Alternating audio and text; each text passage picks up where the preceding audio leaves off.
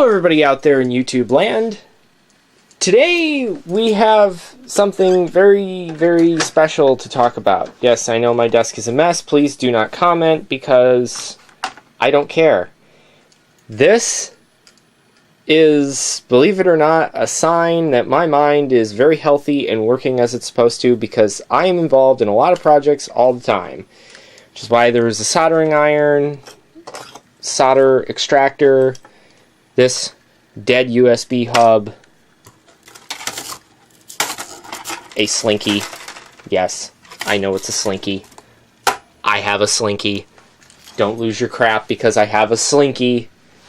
And that's being a whiner. Anyway, so here's something special. You know what? Let's just turn these off for now so that they're not annoying. So I have something special to talk about. So I haven't mentioned it much on this channel, but I am a big fan of this.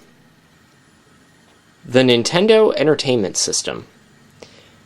I've always been a big fan of this. I can remember when I could tell you all the story about how we got the first one. This is the fourth one, which there's a discussion about that because right over here is the third one. I'll talk about that in another video. I've always been a big fan of the Nintendo, and I've always had, you know, some access to one. So, a number of months ago, at the beginning of this year, well, really back in, I think, February is when all this started. I had started reading about how you could build Nintendo cartridges, and I'd wanted to do it for a long time. Because I had played Super Mario Brothers ROM hacks and a number of other things, but one of the things that I was always hopeful that it might lead to was an ability to produce a copy of the Japanese Super Mario Brothers 2 on the NES console. Now, I'm not going to get into the whole long story. If you want to look it up, just look up Japanese Super Mario Bros. 2 versus US Super Mario Bros. 2, and you'll see immediately what I'm talking about and how. And the thing is, I hated the US Super Mario Bros. 2. I thought it was a lousy game. My whole family thought it was a lousy game. Both my sisters thought it was a lousy game. Everybody thought it was a lousy game. It kind of was just sucky. I'm the only one who's ever beaten it because completeness. But I never did do it without cheating. But anyway, so I've always wanted, for about 10 years now, I've wanted to have a copy of the Japanese Super Mario Bros. 2, but I couldn't find it. Like, I couldn't even find like an import cartridge, nothing. And it wasn't until maybe about 2 years in to my quest to find it that I discovered that my chances of getting it on a US console were very, very low. And with every twist and turn, the chances of it happening got lower and lower and lower and lower, until eventually I had come to the conclusion that my chances of finding that game or getting that game onto a traditional US front-loader console was, in essence, slim to none. Then it started to change. And then it was like, well, it's not really slim to none. It just doesn't work on a US front loader, but it will work on a US top loader. And, I don't know, more twists and turns later. And what it came down to was that I wasn't going to get it on a cartridge.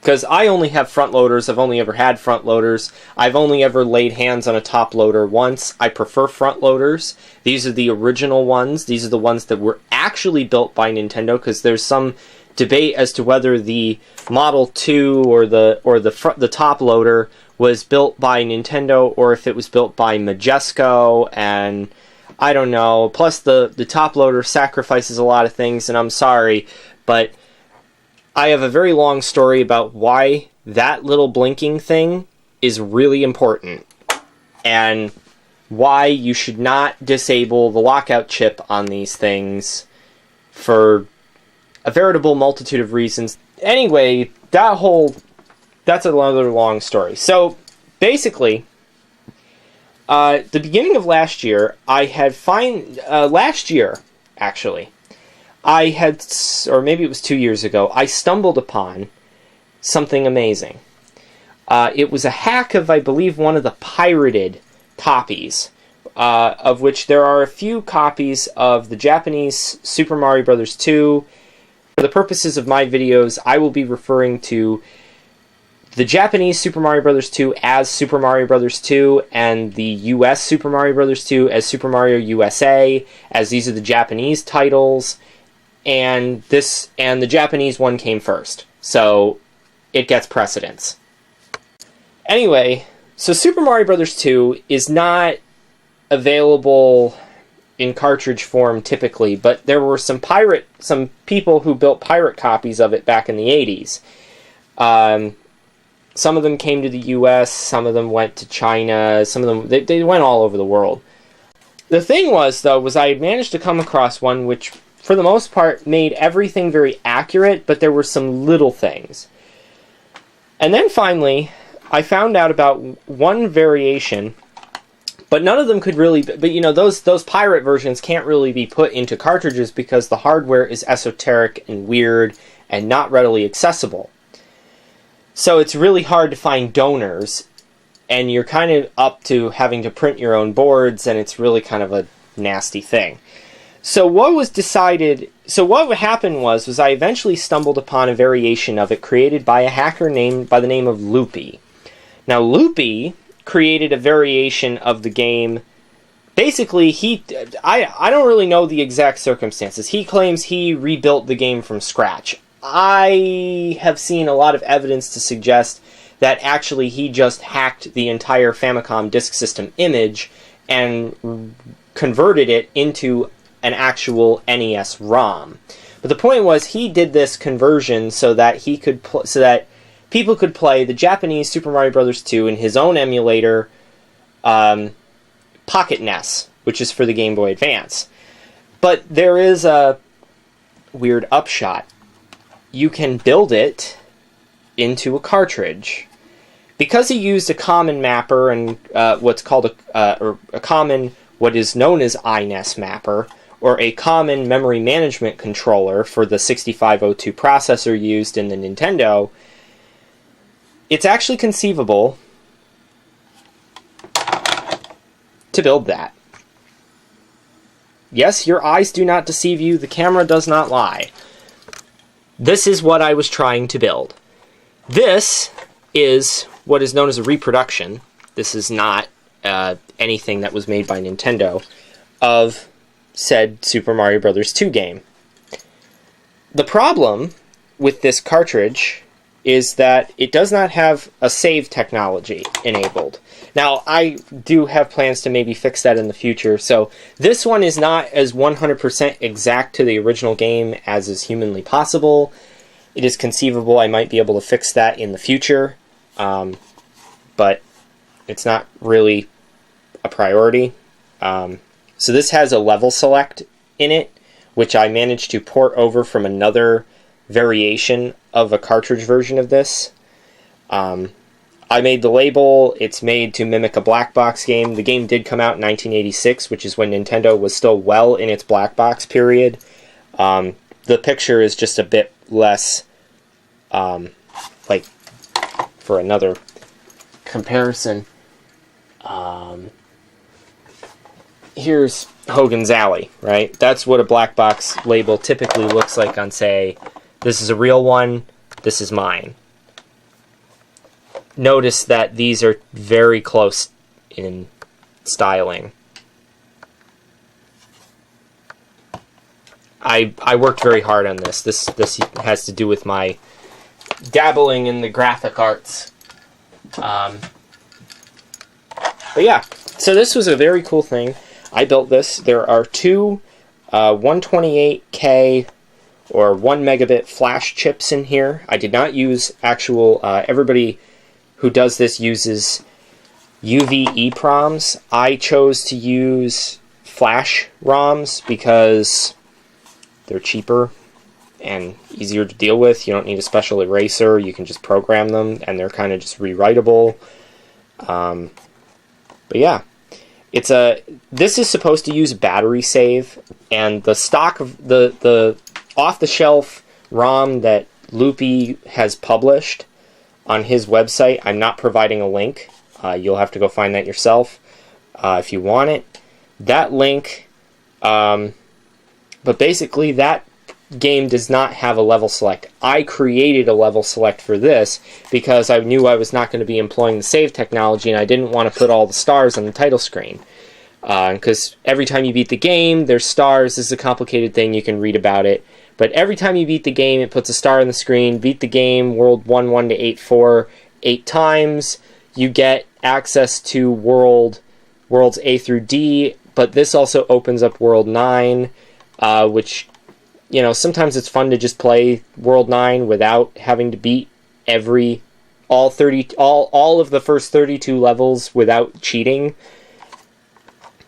So it's kind of an unlockable. So the idea is it has a level select enabled.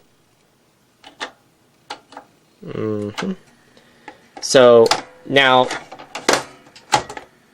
I'm turning it on, and on the other camera, which you'll see on the screen, you should be able to see the game, if I can get it to start up here. Or not. Alright, I guess I'm doing this Oh, there it is. There it is. So yeah. So here I am pushing the button, and if you thought your eyes didn't lie, there it is. It's in there. Here's the controls.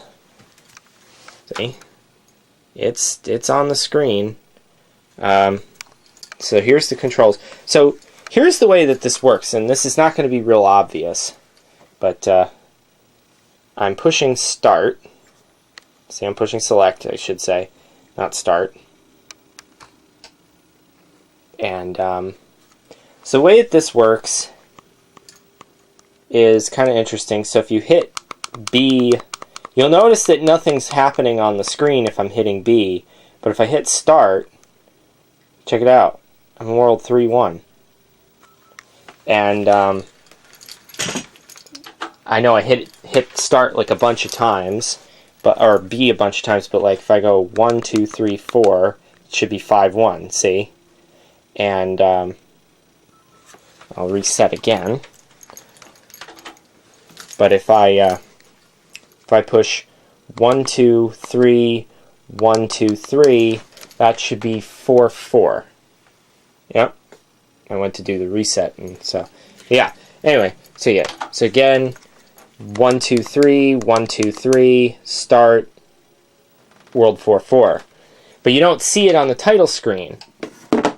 The reason for that has to do with the fact that that code is pretty much to update the title screen.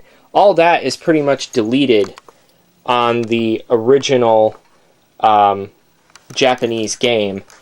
And as I said, this was done purely in an effort to a lot of this is an effort to pretty much just have both games on the same on this hardware. So there you go.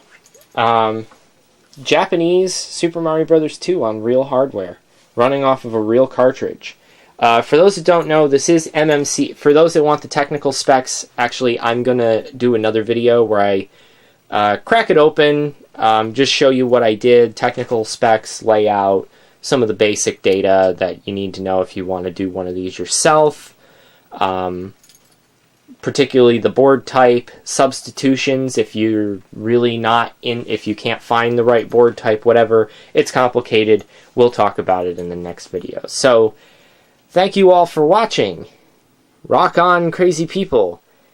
And if you have a comment, please leave it down below. That is just the most awesome thing I've ever seen in my life.